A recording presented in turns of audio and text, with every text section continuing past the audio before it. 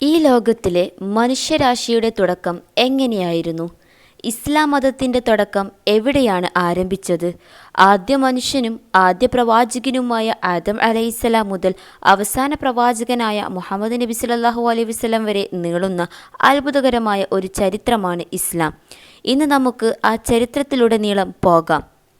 അള്ളാഹു ഈ ലോകവും ആകാശവും എല്ലാം സൃഷ്ടിച്ചതിന് ശേഷം മലക്കുകളോട് പല സ്ഥലത്തു നിന്നും മണ്ണ് ശേഖരിച്ചു കൊണ്ടുവരാൻ പറഞ്ഞു. അതനുസരിച്ച് അവർ മണ്ണുകൾ കൊണ്ടുവന്നു. ഈ മണ്ണിൽ നിന്ന് അള്ളാഹു ആദ്യ മനുഷ്യന് രൂപം നൽകി ആദം എന്ന് പേരിട്ടു. ആദം അലൈഹിസ്സലാം ഒരു പൂർണ്ണ മനുഷ്യനായി സൃഷ്ടിക്കപ്പെട്ടപ്പോൾ 60 മുഴം നീളമുള്ള ഒരാളായിരുന്നു എന്ന് പറയപ്പെടുന്നു. 40 വർഷം ശേഷമാണ് അള്ളാഹു അതിലേക്ക് റൂഹിനെ നൽകിയത്. അള്ളാഹു ഒരുപാട് കാര്യങ്ങൾ പഠിപ്പിച്ചു കൊടുത്തു. അങ്ങനെ ആദം അലൈഹിസ്സലാമിന് സുജൂദ് ചെയ്യാൻ അള്ളാഹു മലക്കുകളോട് കൽപ്പിച്ചു. മലക്കുകൾ സുജൂദ് ചെയ്തു, ഒരാളൊഴികെ, ഇബ്ലീസ്. ഇബ്ലീസ് ജിന്നുകളിൽ പെട്ടവനായിരുന്നുവെങ്കിലും മലക്കുകളുമായിട്ടായിരുന്നു സഹവസിച്ചിരുന്നത്. ആദമിന് സുജൂദ് ചെയ്യാൻ കൽപ്പിച്ചപ്പോൾ അവൻ യാതൊരു മടിയും കൂടാതെ അത് തിരസ്കരിച്ചു കളഞ്ഞു. അള്ളാഹു അവനോട് കൽപ്പന അനാദരിച്ചതിന് കാരണം ചോദിച്ചപ്പോൾ അവൻ്റെ മറുപടി ഇങ്ങനെയായിരുന്നു: എന്നെ നീ തീയിൽ നിന്നാണല്ലോ സൃഷ്ടിച്ചിട്ടുള്ളത്. ആ സ്ഥിതിക്ക് കേവലം മണ്ണിൽ നിന്ന് സൃഷ്ടിക്കപ്പെട്ട ഇയാൾക്ക് ഞാൻ ഒരിക്കലും തലകുനിക്കില്ല. കൊണ്ടാണ് സൃഷ്ടിച്ചത്.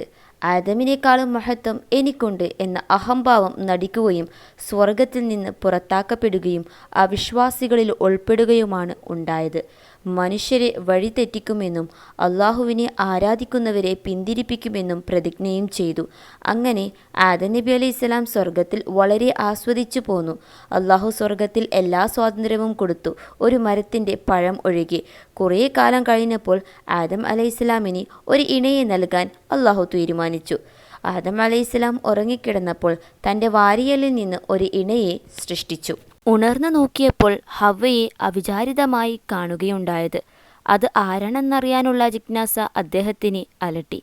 തദാവസരത്തിൽ അത് അള്ളാഹുവിൻ്റെ ഒരു അടിമയാണെന്നും അദ്ദേഹത്തിന് വേണ്ടി ആ അടിമയെ അള്ളാഹു സൃഷ്ടിച്ചതാണെന്നുള്ള അശരീരി വാക്കുകേട്ട് ആദം അലൈഹിസ്സലാമിന് സംതൃപ്തനായി. ആദം നബി ഹവ്വയെ സ്പർശിക്കാനായി കൈനീട്ടി. ഉടൻ തന്നെ മറ്റൊരശരീരി വാക്ക് അദ്ദേഹത്തിന് കേൾക്കുകയായി: വിവാഹം സംബന്ധിച്ചു കൊടുക്കേണ്ടതായ മഹർ കൊടുത്തിട്ടല്ലാതെ അവളെ തൊടാൻ പാടുള്ളതല്ല എന്നായിരുന്നു ആ അശരീരി വാക്ക്. ആദം അലൈഹിസ്സലാം ആ നീട്ടിയ കൈ തൽക്ഷണം പിൻവലിച്ചു. എന്താണ് മഹർ കൊടുക്കേണ്ടതെന്നറിയാൻ അദ്ദേഹം ആശ പ്രകടിപ്പിച്ചപ്പോൾ മുഹമ്മദിന് 10 സ്വലാത്ത് ചൊല്ലലാണ് മഹർ എന്ന് അദ്ദേഹത്തിന് മറുപടി ലഭിച്ചു.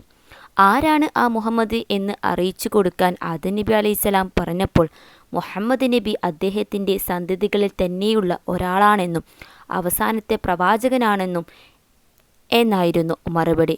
എന്നാൽ സന്താനം ഉണ്ടാകുമായിരുന്നില്ലെങ്കിൽ അദ്ദേഹവും ഈ ലോകവും പടക്കപ്പെടുകയില്ലായിരുന്നുവെന്നും മറുപടിയുണ്ടായി.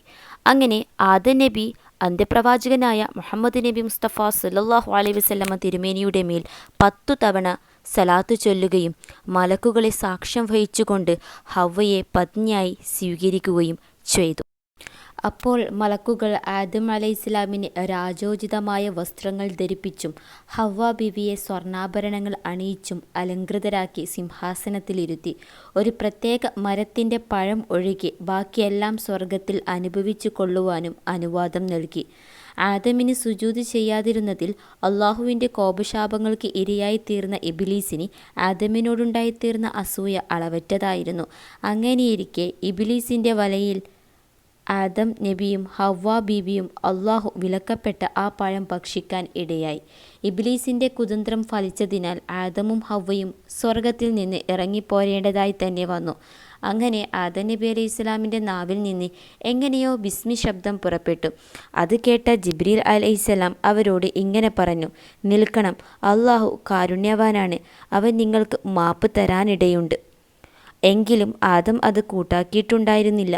തന്നിമിത്തം ജിബ്രീൽ അലൈഹിസ്സലാം ഇങ്ങനെ പ്രാർത്ഥിച്ചു: അള്ളാഹുവേ, നീ കാരുണ്യവാനാണെന്ന് ആദം സൗവദ ഉരവിടുന്നു.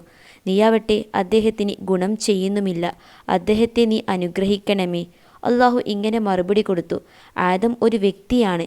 ഇന്ന് ഞാൻ അവന് മാപ്പ് കൊടുത്താൽ പുനരുദ്ധാന നാളിൽ അനേകം മനുഷ്യ വ്യക്തികൾക്ക് മാപ്പ് കൊടുക്കാനും അവരെ സ്വർഗത്തിൽ കടത്തുവാനും ഞാൻ നിർബന്ധിതനാകും. അവർ വളരെ സങ്കടത്തോടെയാണ് പുറത്തു പോരേണ്ടി വന്നത്. തങ്ങൾ ചെയ്ത കുറ്റം എങ്ങനെയാണ് പുറത്തു കിട്ടുകയെന്ന് ആലോചിക്കും തോറും ആദം നബിയുടെ കലങ്ങിക്കൊണ്ടിരുന്നു. അങ്ങനെ അദ്ദേഹം പശ്ചാത്താപിക്കുകയും അള്ളാഹു അത് സ്വീകരിച്ചുകൊണ്ട് മാപ്പ് കൊടുക്കുകയും ചെയ്തു. സ്വർഗത്തിൽ നിന്ന് പുറത്തായപ്പോൾ ആദമിനുണ്ടായ ദുഃഖം അദ്ദേഹത്തിൽ നിന്ന് വിട്ടുപോകാൻ വേണ്ടി ഇപ്പോൾ പരിശുദ്ധമായ കഅബ നിൽക്കുന്ന സ്ഥലത്ത് ഒരു പ്രാർത്ഥനാലയം നിർമ്മിക്കാനും അവിടെ വെച്ച് അള്ളാഹുവിനെ ആരാധിക്കുവാനും ആ പ്രാർത്ഥനാലയത്തെ പ്രദക്ഷിണം ചെയ്യുവാനും അള്ളാഹുവിൽ നിന്ന് കൽപ്പനയുണ്ടായി.